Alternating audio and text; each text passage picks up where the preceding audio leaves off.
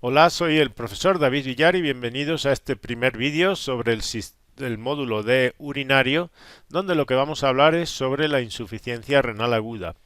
En otras presentaciones hablaremos sobre la insuficiencia renal crónica, también habrá una sobre las indicaciones y el manejo de los diuréticos y para finalizar también hablaremos de uno de los problemas corrientes del tracto urinario inferior, que son los urolitos o vulgarmente conocidos como piedras.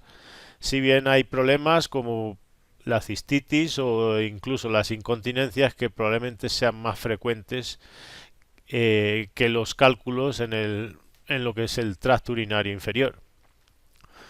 Para empezar, y si hablamos de algunas nociones básicas de anatomía e histología, aquí tenemos en esta figura representado las distintas estructuras anatómicas del riñón en un corte sagital.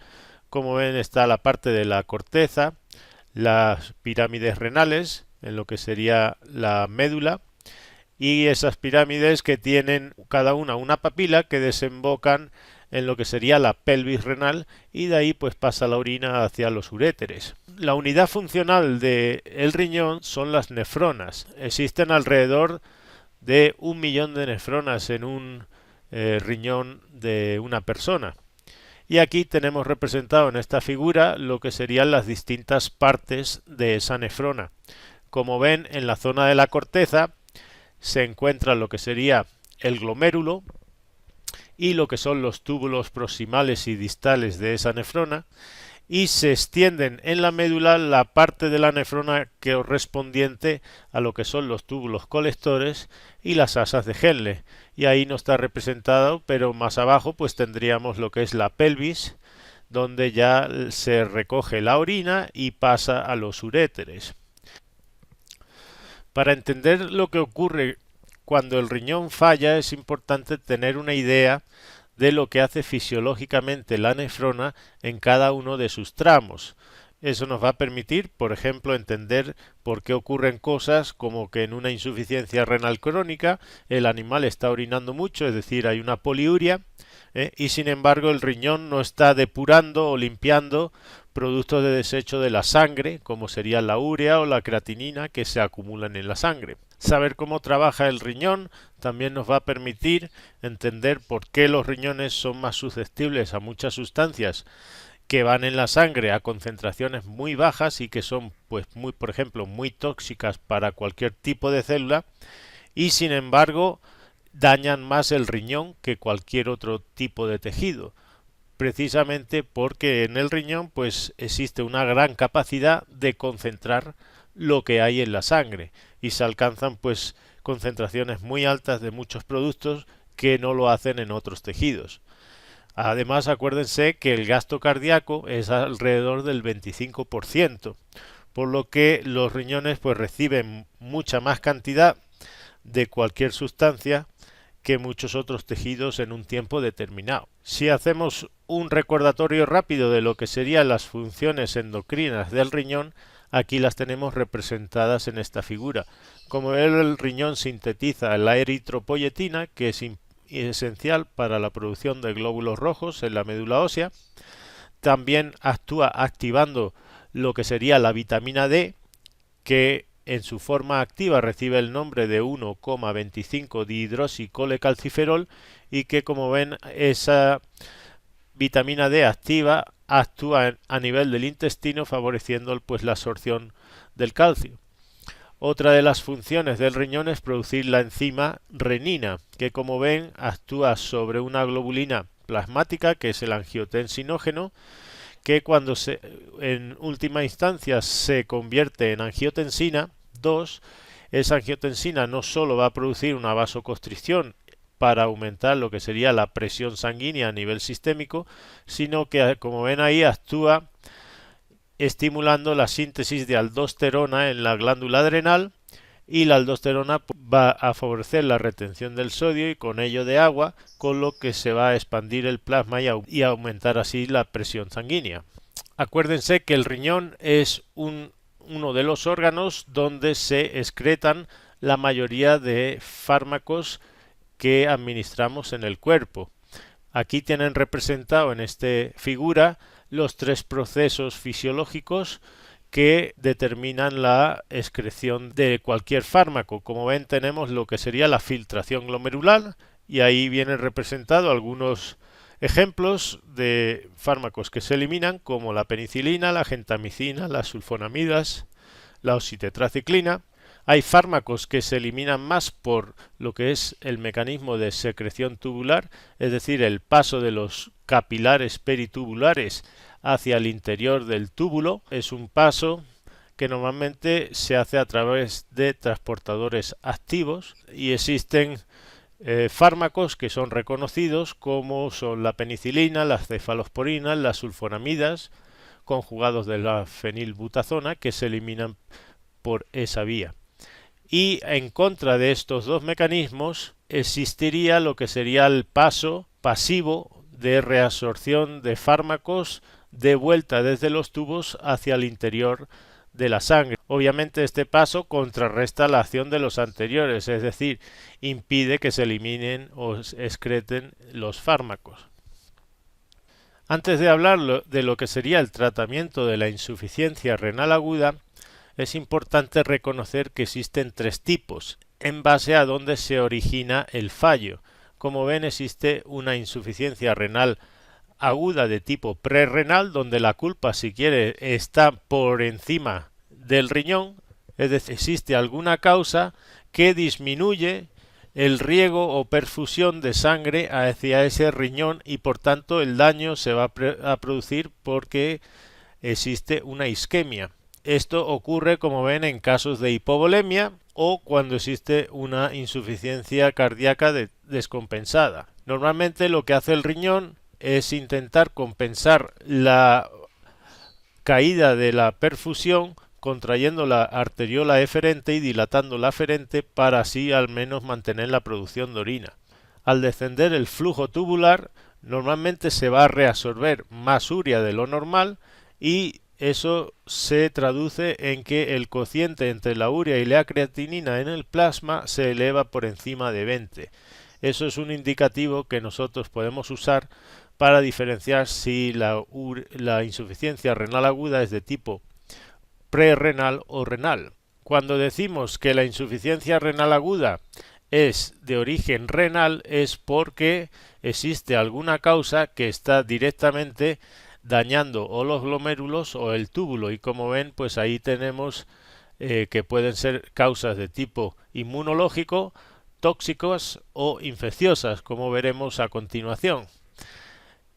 Y por último tenemos una insuficiencia renal aguda en que el origen está por detrás del riñón y como ven ahí pues puede ser porque exista una obstrucción mecánica extrínseca, es decir, por fuera de lo que sería el tracto urinario, como si existe una inflamación de la próstata o por ejemplo una gestación que comprima los uréteres, o puede ser intrínseca, es decir, que la obstrucción esté dentro del tracto urinario, como pueden ser pues cálculos a nivel de la pelvis, de los uréteres o incluso de la uretra. Del punto de vista patológico, el daño que produce un tóxico es distinto del que se produce cuando existe una isquemia y eso lo tienen representado en esta figura. Como ven, cuando existe un daño tóxico, como veremos a continuación, si lo que se lesionan es nada más que las células tubulares o epiteliales de esos túbulos, pero se queda intacta lo que sería la membrana basal o dicho lo de otro modo, el armazón de sostén de ese túbulo, pues siempre existe una posibilidad de que ese túbulo, cuando el daño cese, pues las células que quedan todavía viables se comiencen a multiplicar y regeneren ese túbulo. Mientras que si el daño es de tipo isquémico, como ven ahí, se daña no solo las células del túbulo, sino también la membrana basal, es decir, el armazón que sostiene ese túbulo, y ahí pues hay pérdida irreversible de ese túbulo y lo que se va a sustituir es por un tejido conjuntivo, es decir, una fibrosis, y por tanto ya el daño es irreversible. Aquí tenemos un daño que se cita mucho en la literatura y que es el que producen los antiinflamatorios no esteroideos. Como ven, ahí lo que hay en ese corte de sagital de ese riñón se ha producido una necrosis coagulativa a nivel de lo que sería la papila de las pirámides renales, y básicamente es donde están localizados los vasas rectas o la última parte de las asas del Henle, que requieren de la producción de las prostaglandinas para mantener el riego sanguíneo. Por tanto, cuando administramos un antiinflamatorio no esteroideo de forma continua o en altas dosis, se produce una isquemia a ese nivel y, como ven, pues se produce un daño por falta de riego en esa zona. Aquí tenemos algunos de los tóxicos corrientes en animales domésticos. Como ven, tenemos los metales pesados, que son tóxicos para todas las células del organismo, pero que a nivel del riñón se van a acumular más que en cualquier otro tejido del cuerpo. Existen algunos antimicrobianos, habíamos hablado de los aminoglucósidos, tienen ahí, por ejemplo, la gentamicina, la neomicina. También existen los antiinflamatorios no esteroideos, como la aspirina o la fenilbutazona en el caso del caballo. Existen algunas micotoxinas, plantas.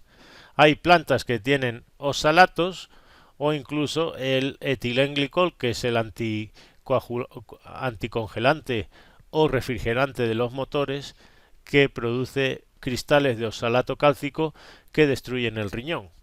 Y veremos también que hay rodenticidas a base de vitamina D. Un exceso de vitamina D va a subir mucho el calcio en la sangre y va a producir una mineralización de los túbulos y de los glomérulos. Antes de hablar del tratamiento de la insuficiencia renal aguda, vamos a decir cuáles serían parámetros clínicos que podemos usar para diferenciar si se trata de una insuficiencia renal aguda o una insuficiencia renal crónica. Del punto de vista patológico, en la insuficiencia renal aguda podríamos decir que lo que está ocurriendo es que se están destruyendo muchas nefronas en poquito tiempo, entonces el tratamiento pues va a ir obviamente enfocado a cortar esa destrucción acelerada de nefronas, mientras que en la insuficiencia renal crónica lo que ocurre es que ya se han perdido hasta el 70% o más de esas nefronas y lo que hay que hacer es pues preservar ese poquito porcentaje de nefronas que todavía quedan viables. Como ven ahí, en base a la historia, pues si es una insuficiencia renal crónica, pues ese animal probablemente ha tenido un periodo muy largo de polidipsia, poliuria, ha habido pérdida de peso, vómitos, diarrea, todo eso debe de quedar evidenciado en la historia, mientras que la insuficiencia renal aguda es un animal normal, que no ha tenido ninguno de esos problemas. Del punto de vista físico, el animal suele estar en buena condición corporal si es aguda. Los riñones están aumentados de tamaño, doloridos a la palpación, y esto no ocurre si es crónica. El animal ha ido perdiendo condición corporal, los riñones normalmente se quedan pequeños por la pérdida grande del número de nefronas y tienen una superficie irregular. Los signos clínicos no son tan graves para el nivel de disfunción como se presentan en una insuficiencia renal aguda. Del punto de vista clínico-patológico, como ven ahí, en una insuficiencia renal crónica, pues suele haber una anemia no regenerativa, cosa que no ocurre en la aguda. Puede haber alteración del sedimento urinario en la aguda, cosa que tampoco ocurre en la crónica. El potasio suele estar muy elevado si es aguda, mientras que suele estar bajo o normal en la crónica, y el grado de acidosis metabólica pues es mucho más severo en la aguda que en la crónica. Ya pasando a lo que sería el tratamiento de la insuficiencia renal aguda, acuérdense que la rapidez en actuar es básica para salvar el mayor número de nefronas posibles que se están destruyendo de forma acelerada. Podríamos decir que el esperar a ver si las cosas mejoran por sí solas pues va a hacer perder un tiempo crítico donde pues aún existe la posibilidad de salvar el animal. Como ven, comienzo diciendo que hay que sondar la vejiga urinaria durante todo el procedimiento y que no debe uno demorarse en actuar porque corre peligro la vida del animal. Sondar la vejiga es importante para ver la producción de orina minuto a minuto y si el animal está produciendo orina, ese riñón está funcionando. Entonces, si no sondamos la vejiga, ¿qué es lo que va a ocurrir? Pues que aunque administremos fluidos intravenosos, no sabemos si el animal está produciendo orina, porque básicamente la vejiga no se va a vaciar hasta que no se distiende y se llena completamente. Como ven, la base del tratamiento radica en fluidos intravenosos con o sin diuréticos. Normalmente hay que administrar de 2 a 3 veces lo que sería la dosis de mantenimiento sin tener en cuenta el grado de deshidratación que tiene el animal, que obviamente pues hay que reponerlo. Si decimos que existe una oliguria, cuando la producción de orina está por debajo de 0,5 ml por kilo de peso vivo y por hora, lo normal es que el animal produzca entre 1 o 2 mililitros por kilo por hora. Eso depende mucho de la especie, del tamaño del animal y de cuánto sodio esté ingiriendo. Y si estamos administrando fluidos intravenosos, pues habría que sumarle a ese 1 o 2 el volumen que estamos administrando por vía intravenosa y por hora. Vean que se puede combinar con una furosemida inicialmente, y si en una hora no se produce orina, pues el segundo recurso obviamente es administrar furosemida, que se administra una dosis de 4 miligramos por kilo intravenoso, se puede dar cada 2 horas y se puede combinar con un diurético de tipo osmótico como el manitol a la dosis de 1 gramo por kilo intravenoso en 15 minutos. Como tercer recurso tenemos un vasodilatador que es la dopamina. La dopamina, cuando la administramos por infusión continua en dosis entre 2 y 10 microgramos por kilo por minuto, se produce una vasodilatación y mejora la llegada de sangre al riñón. Si administrásemos una dosis mayor, va a actuar sobre los receptores adrenérgicos de tipo alfa y ahí pues se va a producir una vasoconstricción. Entonces a pequeñas dosis produce una vasodilatación que mejora el riego del riñón y a alta dosis pues va a producir lo contrario. Y como ven, el último recurso, si estos tres ya fracasan y no hay producción de orina al cabo, por ejemplo, de 24 horas, pues sería la diálisis peritoneal, que vamos a hablar a continuación. Otras cosas que quizás requieran un tratamiento aparte y que serían lo que son la acidosis y la hipercalemia. Para la acidosis, como ven ahí, podemos usar bicarbonato sódico a la dosis de 1 o 2 miliequivalentes por kilo intravenosos en 15 minutos, y esto pues está justificado cuando hay signos de acidosis como son la hipernea, vómitos, arritmias, depresión nerviosa. Lo ideal obviamente pues sería hacer una medición de ese bicarbonato en sangre. Y si existe una hipercalemia, normalmente se recurre al gluconato cálcico, 1 mililitro por kilo de una solución al 10%, o bien insulina si persiste la hipercalemia a pesar del bicarbonato. Normalmente el bicarbonato de por sí tiene que restaurar el exceso de potasio en sangre. El seguimiento de la insuficiencia renal aguda básicamente lo vamos a hacer en base a la producción de orina. Para eso tenemos que tener cateterizada la vejiga, y a la hora de administrar fluidos, pues aquí tienen algunos parámetros que nos pueden ayudar para ver si estamos dando más de lo normal. Las proteínas plasmáticas normalmente no deben de descender por debajo de 3,5 gramos por decilitro porque se pueden producir edemas. El hematocrito tampoco debemos de permitir que descienda por debajo del 20% porque se va a producir una isquemia de los tejidos. Como ven, podemos también medir los electrolitos, sobre todo el potasio y el bicarbonato. Y acuérdense que el riesgo de una sobretransfusión, sobre todo si no funciona el riñón, es que ese líquido que estamos administrando pues se va a ir a los pulmones y va a producir un edema pulmonar.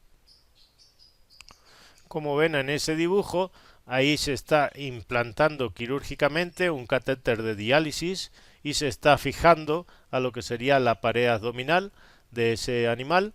Básicamente, con la diálisis peritoneal lo que estamos haciendo es que el peritoneo actúa como si fuese una gran membrana de intercambio entre el plasma y la cavidad abdominal. Entonces el fluido que nosotros vamos a administrar con esa sonda se va a quedar en la cavidad abdominal, que sería un espacio que correspondería al compartimento intersticial y que por tanto pues se va a equilibrar rápidamente con el plasma. Lo normal es que el fluido dializante que administremos pues esté templado y que sea isotónico con respecto al plasma, por ejemplo un Ringer lactato.